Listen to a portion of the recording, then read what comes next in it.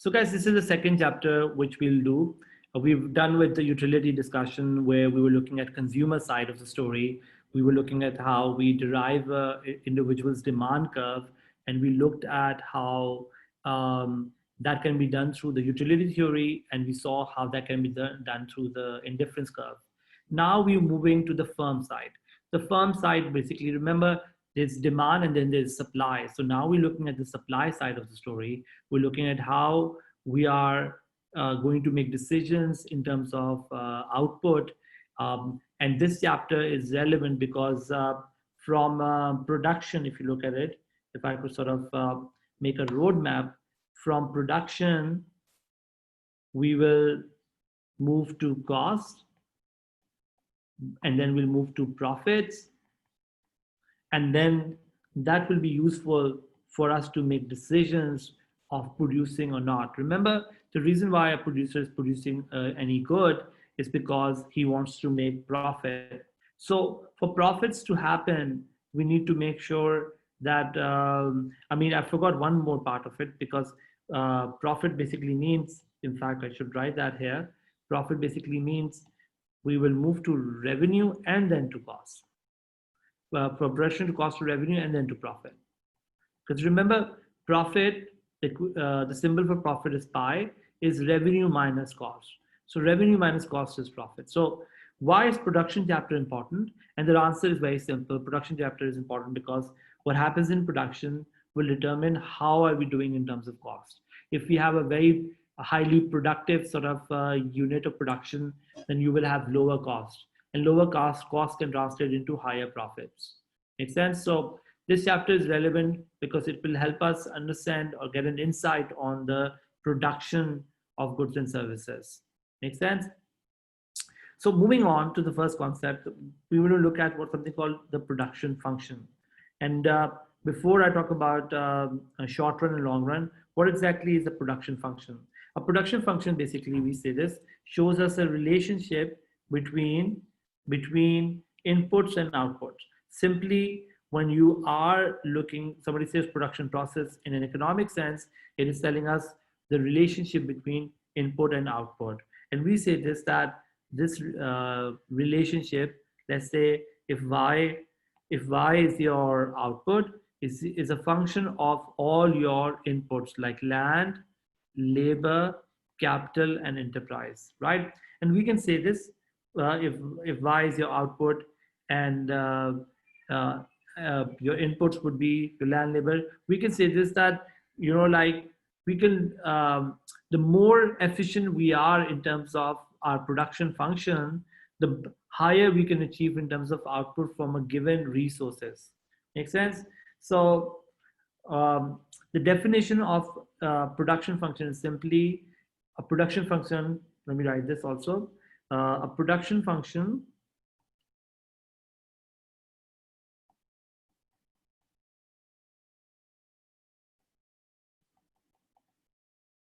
tells us the maximum quantity of output a firm can produce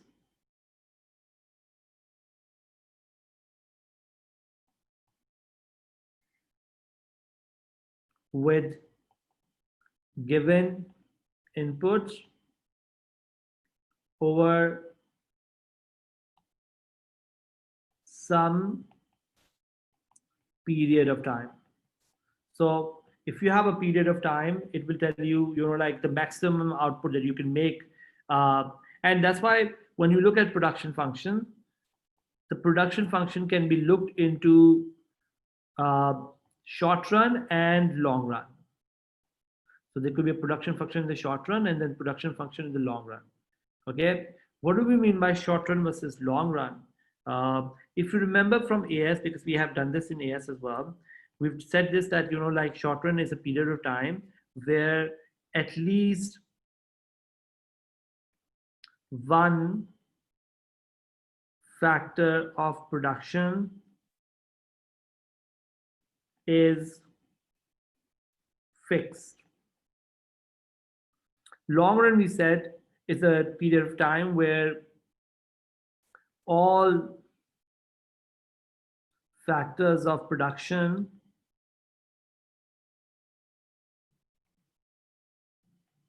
are variable except external factors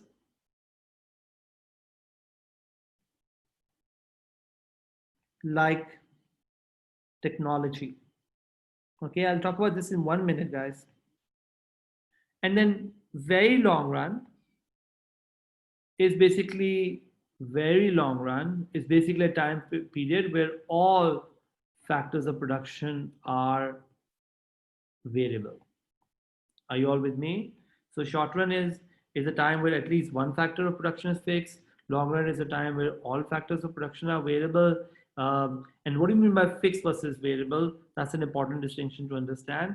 When you say something is a fixed factor, right? We say if something is a fixed factor, this means that if you want to increase output, you won't be able to increase that input. So when quantity rises, quantity of output rises, the input doesn't change. Example could be building. You know, like if CEDA decides to take more students, the number of input, the number of students are increasing, but if the building doesn't change, then that means building becomes a fixed factor. On the other hand, the variable factor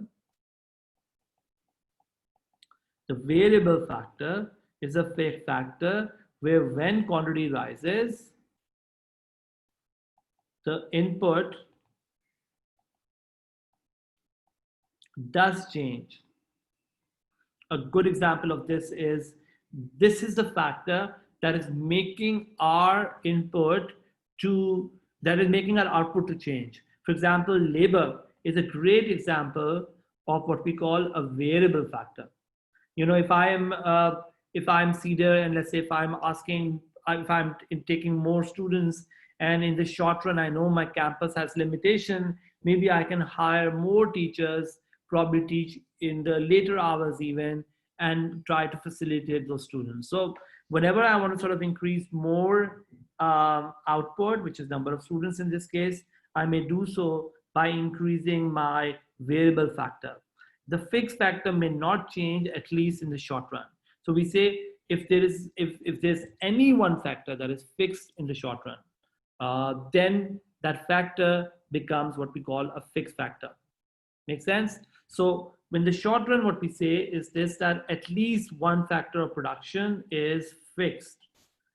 And that factor of production that is fixed is typically capital or building and so on and so forth. The variable factor typically is your labor. Make sense? And technology seems to be, although not, we don't say technology is a factor of production, but we say this, that technology is a way to improve the productivity of all your factors of production.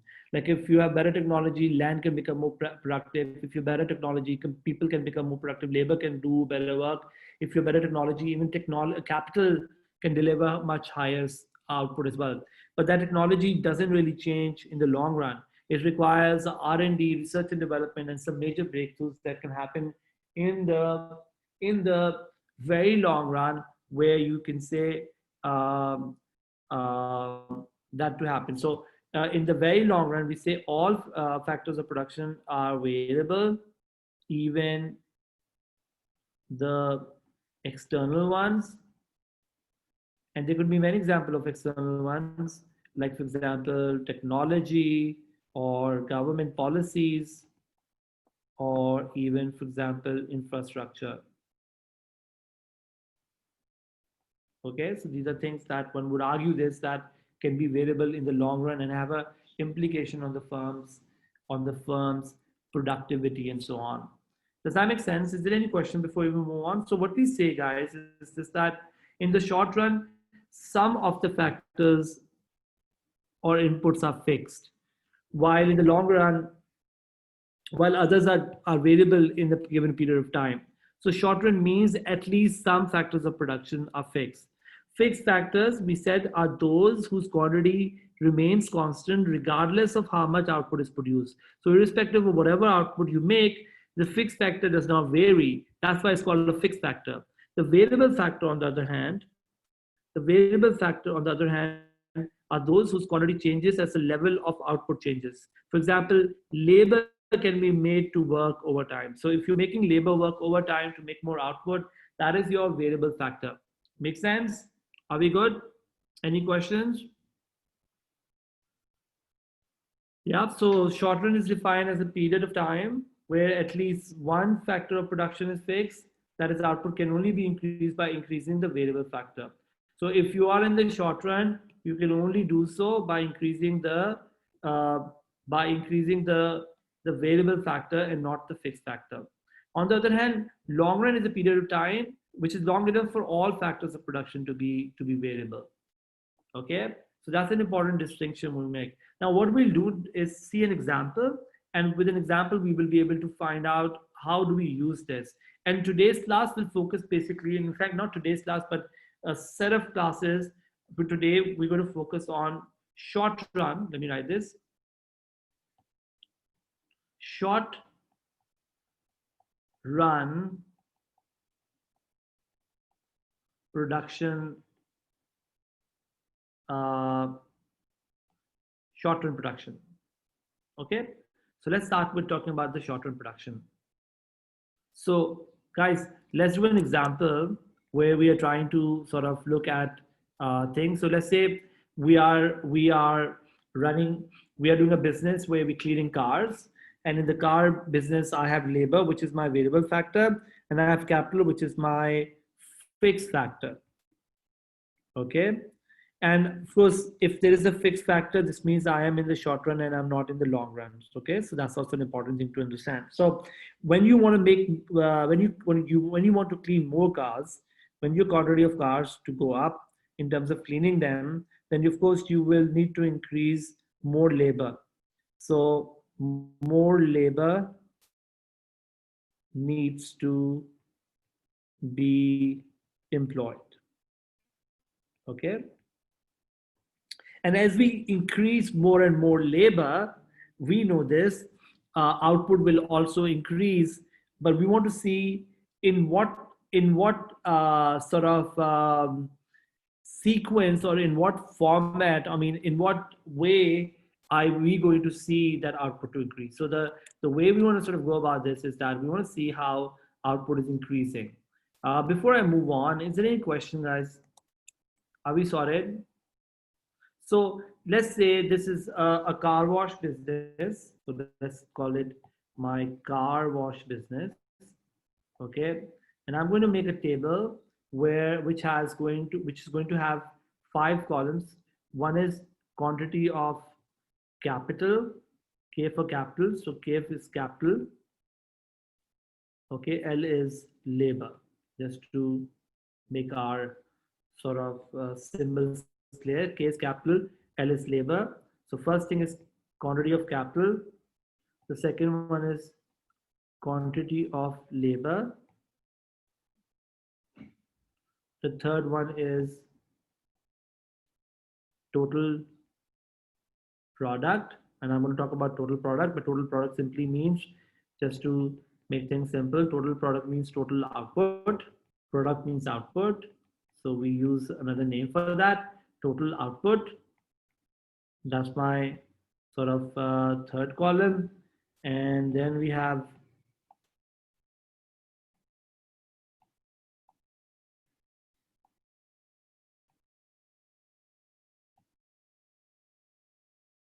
MP, which is called marginal product, and one more thing that will come here, it's called average product. Okay, and we'll have a long discussion about all of these in a little while, but let's just put the name out there. So I'm in the short run, right? So quantity of capital is fixed. So I'm using 1 unit of capital, and then 0 labor, and then 1 capital, 1 labor, And then 2 labor, 3 labor, this is right, all the values. 3 labors, 4 labor, 5 and 6. So let's say these are the amount of labor. I would like you guys to also make this with me as we going along, because that will be useful. Quantity of capital, I'm saying is fixed because we are in the short run. Remember, this is a short run production function. So quantity of capital is fixed. Okay, let's look at total product or total output. As you keep on hiring workers, of course, total output is rising. Okay, and let's say this is the trend in which it increases. The first, uh, when you have no labor, you can't clean any car. So I'm going to put 0 here. When you hire the first guy, let's say the total number of cars that you clean is going to be 30, and then 90, and then 130, and then 155, and then 172 and 185, right? Why is this increasing in this way is something which we want to ask, and we want to talk about this. But some of the things that you can notice, take 1 minute, guys, and tell me, what do you notice in this kind of a trend that you see here? See, guys, so one thing is this, that the first guy, when he came, he got us 30 extra cars to be clean, right? Isn't that true? When the second guy came, the total went to 90, which means if I look at what's the contribution of each additional worker, right? So this will turn out to be, the increase is 30 from 0 to 1 worker. From 1 to 2 workers, the increase is 60, and then the increase is 40, and then the increase is 155 minus 130 is equal to, anyone? 25, and then the increase is going to be 17, and then the increase is going to be 13, right? Now, what is that going to do is that I wrote that in the section which is called marginal product. So what exactly is marginal? Marginal means extra, product means output, extra output, which is equal to change in quantity of output, right, over change in quantity of the variable factor, which is in this case your quantity of labor. So when I hired 1 extra worker, my output is increasing, but it's increasing initially. You can see this, guys. There's an important thing to understand. The first guy got 30 cars to clean. The second guy got more than 30 cars to clean. In fact, he got 60 cars to clean, which means something or the other is happening where the second guy is probably more productive than the first guy. So something is happening where the productivity of the second guy turned out to be more, or the introduction of the second guy has turned out to have a more productive result than the first guy. Do you all agree? Do you guys agree with this? And then the third guy got less than the second guy's introduction, which means only 40. So something happens that is first making my output. So I can say this for the first 2 workers. You will agree with me, guys, and let me know if you don't. First 2 workers, I can say this, my output is increasing at an increasing rate. Why? Because the first guy got me 30, the second guy got me 60. But after the 2 workers, what we are seeing is a downward trend. The third was getting me 40, the fourth was getting me 25, 17, and 13. And I can say this, that my output is increasing at a decreasing rate. You all agree with that? Output is increasing at a decreasing rate. Isn't that true? Why does this happen is something which we want to explore. But first we need to understand that what happens for the first 2 workers is completely different than the beyond 2 workers. Do we get what the marginal product is? So marginal product basically tells us the extra output that we make when we hire one extra worker. Total product is your total output in any given period of time, while marginal product is basically, let me write the definition for marginal product. Marginal product is simply your additional output produced when one worker, in this case, worker is my variable factor, one worker is hired. Make sense? Do we get that? So the why is this happening is something we will like to explore in the next class, but first we need to understand what is happening here. So and what is happening is the first two workers are basically bringing uh, uh, making our output rise at an increasing rate, and beyond two workers output is rising at a decreasing rate.